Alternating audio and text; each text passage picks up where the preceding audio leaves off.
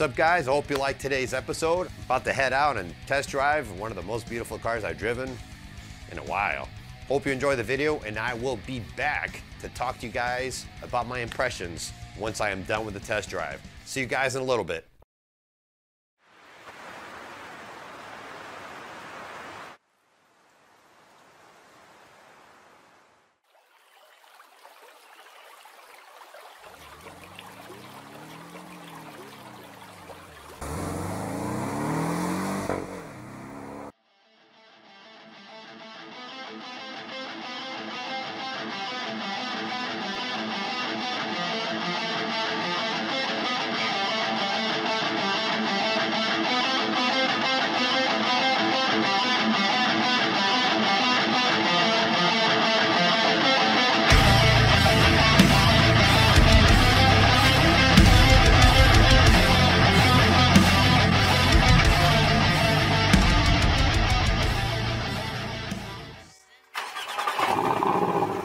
Today I'm going to be reviewing a 2018 Porsche 718 Cayman.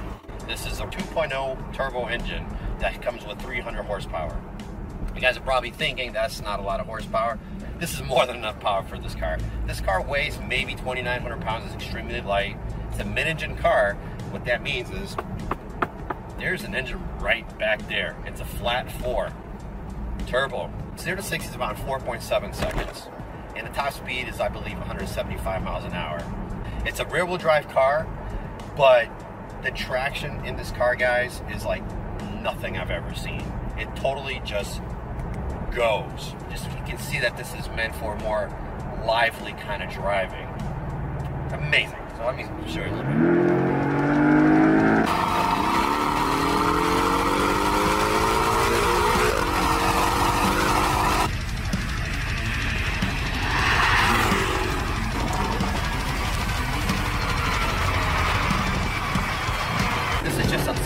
This car is just bonkers. Okay. So back to the car. I'm just too excited about this freaking car. There's tons of options in this car. Everything from assist, there's an assist light on the left side and the right side that go on every time there's a car that's about to pass you. These red lights just come up. Everything in this car is powered. Heated seats, AC seats, everything that you would expect from a German car. I mean, this car has every option put in it that you could possibly imagine. This is just an amazing piece of technology. The handling of this car is just tremendous. I try to lose control intentionally on separate occasions, but I want to see what limits and what level I need to push this car for the rear end to go. And when I came to find out, it's damn freaking impossible. I might regret this. Jesus Christ, this thing handles. Wow.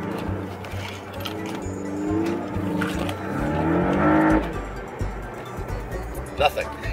Holy shit. This thing is bad. Dude, I want one of these. The particular model that I'm driving has what is called Miami blue color. Those of you that are like Ford fans, it's very reminiscent of a Grabber blue. Very aggressive in front grille. These really large intakes in the left and the right side of the vehicle. Spoiler in the back, you can activate it manually. There's a switch right here so you can open it so it can go automatically, or it can go manually. There's really nothing about this car that is not exciting. This car is the epitome of adrenaline. Oh, I finally got the back end going. See, ready?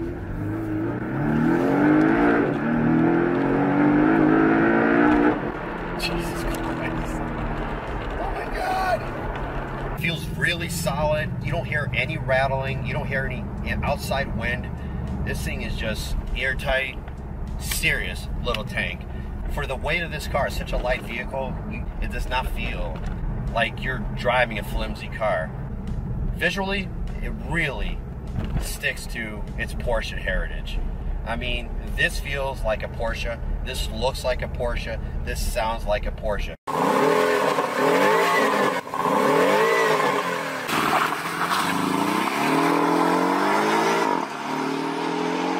It's something really amazing about that company that through the years, doesn't matter, go as far back as you can, It's always maintained this amazing, unique design.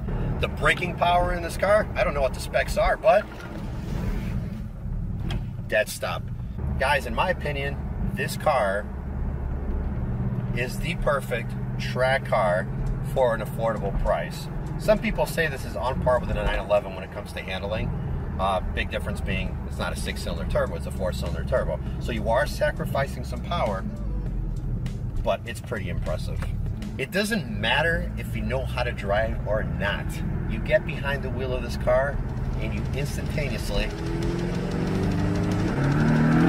become one of the best drivers in the world. This is amazing.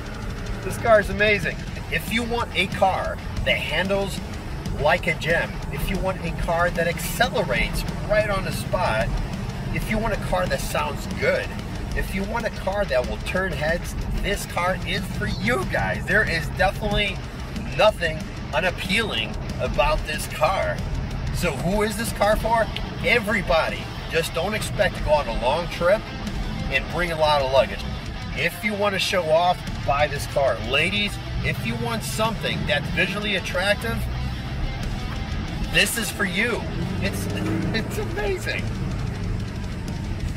Oh, God. Look at this thing. Amazing. I love this car. Let me see if I can make it lose control one more time. Ready? Turn the wheel. It doesn't.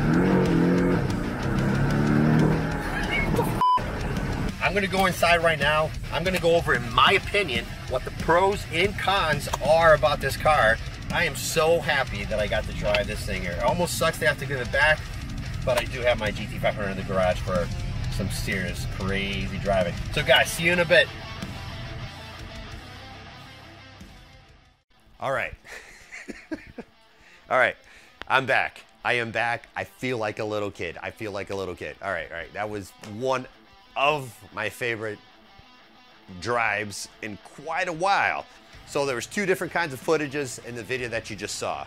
First one, camera failed. I came back and had to go on and re-record it. That's why I might have seemed a little weird, me talking about a past tense and past impressions of this car. Right now, I am gonna go over the 5 things I like and the 5 things that I dislike the car.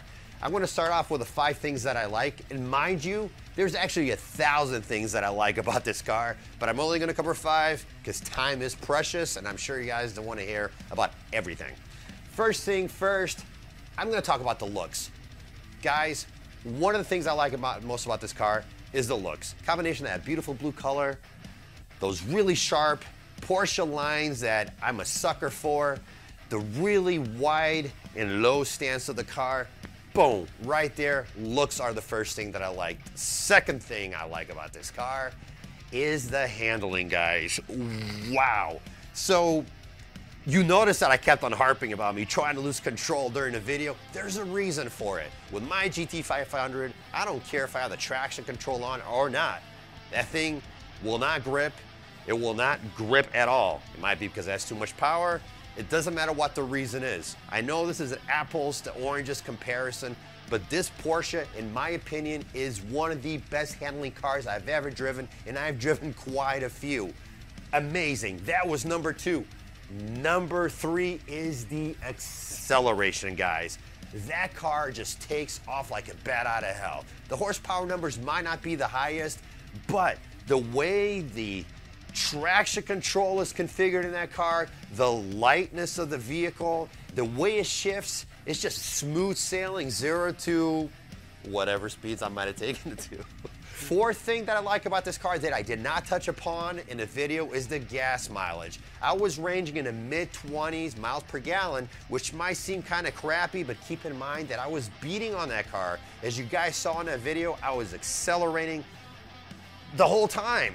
Really impressed with the miles per gallon for the kind of performance that you get.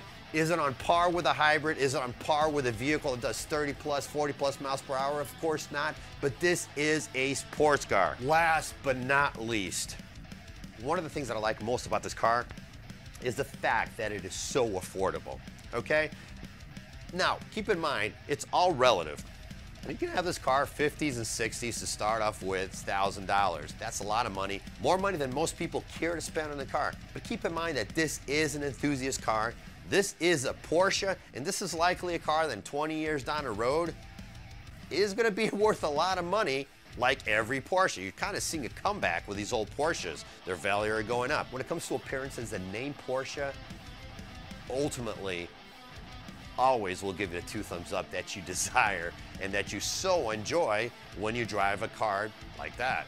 Now let's talk about the cons. It's too small of a car for everyday use. Let's just get that out of the way. This is not a car that you want to drive every day, especially if you like to hang out with a bunch of friends. It's a 2-seater. It's not very practical. Second thing is there's not a lot of storage. You can see in the video that I'm posting right here, there's not a lot of storage in the front or in the rear. Third thing that I don't like is the lack of seat adjustability. This car is pretty limited to how much you can adjust the seat, either forward or backwards. There is some room for adjustability, but for somebody like myself that has, say, lower back problems, it really becomes very uncomfortable after a while. If you're a really tall guy, I can see yourself running into issues as well.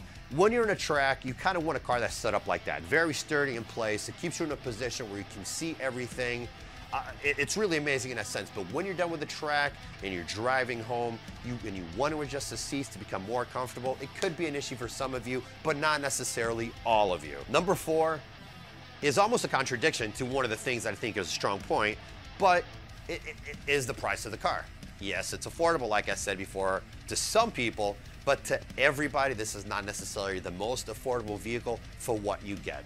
From a performance standpoint, you are dealing with an extremely affordable car. There's no way around it.